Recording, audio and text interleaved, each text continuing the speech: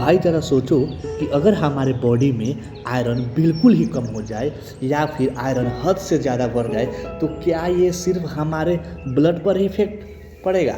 मतलब इससे क्या हमारे ब्लड पर भी इफेक्ट पड़ेगा? बिल्कुल नहीं, बल्कि ये पूरे बॉडी सिस्टम पर इफेक्ट डालेगा। ठीक है, तो आज के इस वीडियो में हम देखेंगे कि आयरन की कमी हो जाने पर क्या होता है, आयरन की ज़्यादा हो जाए, आयरन की मात्रा ज़्यादा हो जाए तब फिर क्या होता है, कौन सा नुकसान ज़्यादा डेंजरस है, दोनों ही के बारे में जानेंगे कि अगर हमारे बॉडी में आज आयरन की कमी या कभी भी आयरन की कमी ज़्यादा हो जाए या फिर कम हो जाए तो फिर क्या क्या इफेक्ट पड़ेगा। ठीक है, तो वीडियो शुरू करते हैं उससे पहले देखिए this video proudly sponsored by Ramdev. सबसे पहले बात करेंगे कि बैलेंस क्यों ज़रूरी है हमारे बॉडी में आयरन की। ठीक है, देखिए आयरन जो होता है ना हमारे बॉडी में हीमोग्लोबिन बनाने में मदद करता है। ठीक है, वही हीमोग्लोबिन जो ताकि मतलब हमारे बॉडी में ऑक्सीजन ट्रांसपोर्ट के लिए हेल्पफुल मिल सके। उसके बाद से मसल्स में मायोग्लोबिन बनाता है, कौन सा? आयरन। ठीक है, उसके बाद से आयरन जो होता है ना ब्रेन और इम्यून सिस्टम के लिए भी हेल्पफुल होता है, काफ़ी ज़रूरी होता है। लेकिन अगर न कम हो न ज़्यादा हो तो ही ये प्रॉपर तरीके से काम करेगी हमारा आयरन की मात्रा हमारे बॉडी में। ठीक है, लेकिन अगर किसी न किसी सप्लीमेंट के थ्रू या किसी न किसी चीज़ के थ्रू आपके बॉडी में आयरन की मात्रा ज़्यादा हो जाए या फिर कम हो जाए तो बहुत सारे इफेक्ट देखने को मिलेंगे। तो आज की वीडियो में वही जानेंगे कि क्या होगा जब हमारे बॉडी में आयरन की मात्रा कम हो जाती है। देखिए हमारे बॉडी में आयरन की मात्रा कम हो जाती है, उसको बोलते हैं आयरन डेफिशिएंसी। देखिए हीमोग्लोबिन कम हो जाता है, आयरन की डेफिशिएंसी होगी तो आयरन से ही हीमोग्लोबिन बनता है। अगर आयरन कम तो हीमोग्लोबिन कम, और जब हीमोग्लोबिन ही कम तो ऑक्सीजन ट्रांसपोर्ट भी कम। उसके बाद से देखो ऑक्सीजन ट्रांसपोर्ट कम हो जाएगा तो बॉडी को ऑक्सीजन ही नहीं मिल पाएगी, और जब बॉडी को ऑक्सीजन नहीं मिल पाएगी इसका मतलब बॉडी को ऑक्सीजन की मात्रा कम हो गई। तो फिर इसका भी मैं वीडियो बनाया हूँ, जाकर के आप देख सकते हैं इसी प्लेलिस्ट में, इसी वीडियो के व्हाट हैपेंड व्हेन ये जो प्लेलिस्ट है ना उसी में जाकर देखिएगा कि ऑक्सीजन की कमी हो जाती है तो फिर क्या क्या इफेक्ट देखने को मिलता है। बाकी आप चाहे तो अपने मन से भी सर्च कर सकते हैं, ठीक है, या फिर कुछ जानकारी इन्फॉर्मेशन ले सकते हैं। उसके बाद से यहाँ पे देखेंगे थकान और वीकनेस एक्सट्रीम लेवल पे होने लगता है। देखिए थोड़ा भी अगर काम करो ना तो ऐसा लगता है कि बस अब नहीं होगा, अब मेरी हो गई, मेरी लौड़े लग गई, ठीक है, अब मुझसे नहीं होगा, ऐसा लगता है। ठीक है, कि क्योंकि सेल को ऑक्सीजन कम मिल रहा होता है। ठीक है, और जब ऑक्सीजन कम मिलेगा सेल को तो एनर्जी प्रोडक्शन गिर जाती है। ओके, क्योंकि सारा काम ऑक्सीजन से ही होता है। उसके बाद से सांस का भी फूलने लगता है, जिसको ब्रेथलेसनेस बोला जाता है। ठीक है, थोड़ा सा चलने पर भी हाँफना शुरू हो जाता है, मतलब लोग हाँफने लगते हैं, जैसे थोड़ा सा चल दिए, दौड़ दिए या फिर थोड़ा सा तेज चल दिए तो भी हाँफने शुरू होता है। ठीक है, हार्ट और लंग्स एक्स्ट्रा मेहनत करता है ऑक्सीजन सप्लाई करने के लिए, क्योंकि ऑक्सीजन की मात्रा ही कम हो जाती है। उसके बाद से जो हमारा दिमाग है ना, जो माइंड है, माइंड पर भी इफेक्ट पड़ता है। जैसे कंसंट्रेशन जो होता है वो कम हो जाता है, याददाश्त जो होती है वो कम हो जाती है, चक्कर जो होता है वो आने लगता है। ठीक है, मतलब चक्कर आने लगता है, क्योंकि ब्रेन ऑक्सीजन का सबसे बड़ा कंज्यूमर होता है। और आयरन की कमी में क्या होता है,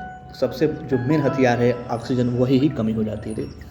उसके बाद यहाँ पे देखेंगे स्किन, हेयर और नेल पर भी कुछ बुरा हाल होता है इसका आयरन की। देखिए अगर हमारे बॉडी में आयरन की मात्रा कम हो जाती है तो स्किन जो होता है ना पेल यानी येलोइश होने लगता है, बाल झड़ना शुरू होता है, और नेल स्पून शेप जैसा हो, जैसे स्पून होती है ना वैसे ही नेल जो होते हैं हमारे हो जाते हैं। मतलब जो अंगूठे या पैर की जो नेल होती है ना उसके बीच बीच में गड्ढा जैसा होने लगता है, स्पून जैसा होने लगता है। ठीक है, ये आयरन डेफिशिएंसी का क्लासिक साइन होता है। क्या चीज़? हमारा बाल झड़ना हो गया, स्किन पे हो गया, पेल येलो हो गया, मतलब येलो हो गया। ठीक है, या फिर नेल्स जो होता है हमारा स्पून से टाइप का हो जाता है। उसके बाद से हम देखेंगे इम्यून्स वीक हो जाती है, जो हमारी इम्यूनिटी है ना वो वीक हो जाती है जब आयरन की कमी हो जाती है। तो देखिए आयरन कम, इसका मतलब इम्यून सेल जो होता है वो वीक हो जाता है। बार बार जब इम्यून सेल जो वीक हो जाएगा तो इंसान बार बार बीमार पड़ेगा, इन्फेक्शन होगा, जल्दी रिकवरी नहीं हो पाएगा, किसी भी बीमारी जल्दी रिकवर नहीं हो पाएगा। उसके बाद से जो प्रेग्नेंट वुमेन होती है ना उनमें सीरियस रिस्क होता है। ठीक है, बेबी जो होता है ना, बेबी का जो ग्रोथ होता है वो स्लो हो जाता है। अगर किसी प्रेग्नेंट वुमेन में आयरन की कमी होती है ना तो बेबी का जो होता है ग्रोथ वो रुक जाता है। उसके बाद जो प्री टर्म डिलीवरी होने लगती है और लो बर्थ वेट होने लगता है, जो बच्चे का जो वेट है ना वो लो हो जाएगा। ठीक है, इसलिए प्रेगनेंसी में आयरन बहुत क्रिटिकल रोल प्ले करता है। इसलिए आप लोग देखते होंगे कि किसी भी मतलब प्रेग्नेंट वुमेन ना आयरन की टेबलेट, आयरन की कैप्सूल, ये सारी चीज़ें चलती रहती है। ठीक है, आयरन की मात्रा कम नहीं होनी चाहिए प्रेग्नेंट लेडीज में। उसके बाद से यहाँ बात करें कुछ सीवियर स्टेज होते हैं, जैसे आयरन डेफिशिएंसी एनीमिया अगर लॉन्ग टर्म पर इग्नोर किया जाए, मतलब लंबे समय तक अगर आपके बॉडी में आयरन की कमी होती है ना तो फिर एनीमिया में हो सकता है। ठीक है, जिसके कारण आपको हार्ट फेलियर का भी रिस्क बढ़ सकता है। उसके बाद से बॉडी सर्वाइवल मोड में चल जाती है। ठीक है, मतलब ऐसा नहीं लगता है सर्वाइव कर रहा हूँ मैं, लाइफ में सर्वाइव कर रहा हूँ यार इस चीज़ में, तो ऐसा होने लगता है। ठीक है, उसके बाद से हम देखेंगे क्या होगा जब हमारे बॉडी में आयरन की मात्रा ज़्यादा हो जाए। जब आयरन की मात्रा ज़्यादा हो जाती है ना उसको बोलते हैं टॉक्सिसिटी, यानी आयरन टॉक्सिसिटी या फिर आयरन का ओवरलोड हो गया। ठीक है, देखिए अब ध्यान से सुनना मेरे भाई, देखो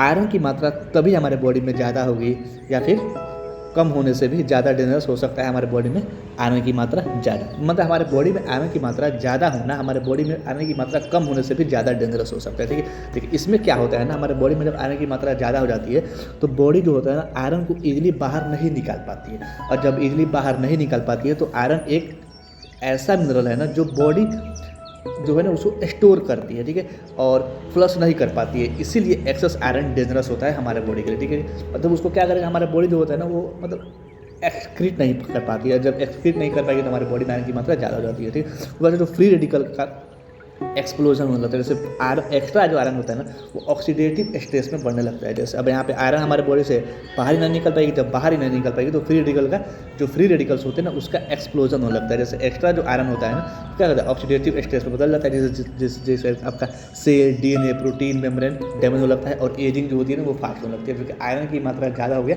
तभी एजिंग जो होती है वो फास्ट होने लगती है। ठीक है, उसके बाद से हम बात करेंगे लीवर सबसे पहले डैमेज होता है। जैसे आयरन लीवर में डिपोजिट होता है। ठीक है, और जब आयरन जो होता है वो लीवर में डिपोजिट होगा तो फैटी लीवर हो जाएगा, सिरोसिस हो जाएगा, या फिर लीवर फेलियर का भी चांस हो सकता है। उसके बाद से आयरन में हार्ट में जो होता है आयरन जमने लगता है। जैसे अगर आपके बॉडी में आयरन की मात्रा ज़्यादा हो गई तो हार्ट मसल्स स्टिफ हो जाते हैं, एरिथमिया हो सकती है, हार्ट फेलियर का भी रिस्क बढ़ सकता है। उसके बाद से डायबिटीज़ का हिडन रीजन होता है। जैसे आयरन पेनक्रियाज को डैमेज करता है। जैसे हमारे बॉडी में अगर आयरन की मात्रा ज़्यादा हो गई ना तो वो क्या करेगा, जो हमारे बॉडी में पेनक्रियाज है ना उसको क्या करेगा, उसको डैमेज करने लगेगा। ठीक है, और जिस कारण इंसुलिन जो है प्रोडक्शन वो डिस्टर्ब हो जाती है। जब इंसुलिन प्रोडक्शन डिस्टर्ब हो जाती है तो फिर डायबिटीज़ हाई होने लगेगा, हाइपर डायबिटीज़ होने लगेगा। उसके पास ब्रोंज डायबिटीज जैसे हीमोक्रोमैटोसिस में भी मतलब हीमोक्रोमैटोसिस में होता है। जैसे ब्रोंज डायबिटीज में क्या होता है ये सब होने लगता है। जैसे उस बात से यहाँ पे देखेंगे ज्वाइंट पेन या फिर अर्थराइटिस, जैसे आयरन ज्वाइंट में जमा होने लगता है। अगर आयरन की मात्रा हमारे बॉडी में ज़्यादा हो जाती है तो क्या होगा, ज्वाइंट में जमा होने लगेगा। जब ज्वाइंट में जमा होने लगेगा तो क्या होगा, क्रोनिक ज्वाइंट पेन होने लगेगा, मूवमेंट जो हो गया उसकी प्रॉब्लम होने लगेगी, जैसे चलने उलने में, उठने बैठने में दिक्कत होने लगेगी। ठीक है, उसके बाद से हार्मोनल सिम्टम्स जो होगा, हार्मोनल जो सिस्टम है ना वो डिस्टर्ब हो जाएगा। जो हार्मोनल सिस्टम जैसे लिबिडो कम हो जाएगी, मतलब क्या मतलब जो सेक्स ड्राइव है वो आपको कम हो जाएगा, मतलब ज़्यादा लंबे समय तक आप सेक्स नहीं कर पाएंगे। ठीक है, उसी को बोलते हैं लिबिडो कम, सेक्स ड्राइव कम हो जाएगी। उसके बाद आप टेस्टोस्टेरोन या फिर एस्ट्रोजन जो होता है वो इम्बैलेंस हो जाएगा। ठीक है, उसके बाद इनफर्टिलिटी का भी रिस्क बढ़ जाता है। स्पेशली मेल में ज़्यादा देखा जाता है कि मेल के बॉडी में अगर आयरन की मात्रा ज़्यादा हो जाती है ना तो हार्मोनल सिस्टम भी डिस्टर्ब होने लगता है। देखो बहुत सारी चीज़ें डिस्टर्ब हो जाती है अगर कम या ज़्यादा हो। ठीक है, उसके बाद से जेनेटिक डिजीज होने लगती है, जैसे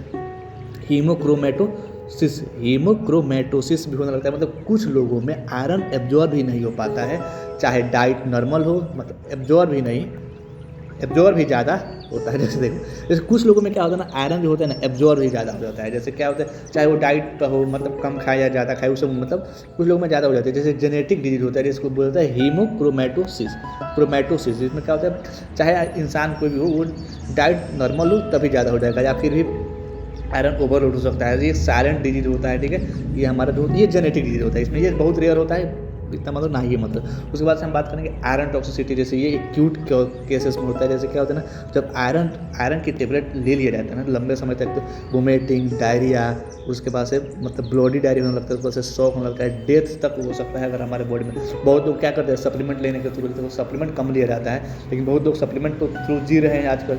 कोई भी ज़्यादा आयरन की, कैल्शियम की, ओमेगा की, और क्या विटामिन ए की, विटामिन ई की, पता नहीं कितना खाना रहता है, ये सब का पता नहीं रहता है। बस ये पता रहता है कि हाँ हमको ये खाना है, इससे ये फ़ायदा होगा। केवल फ़ायदा देखते हैं लोग, नुकसान नहीं देखते। नुकसान देखेंगे तब खाएंगे ही नहीं। ठीक है, तो क्या आयरन कम होने पर भी हमारी बॉडी जो होती है स्लो भी हो जाती है, और लेकिन ज़्यादा हो जाती है तो अंदर साइलेंटली डैमेज करने लगता है हमारी बॉडी को।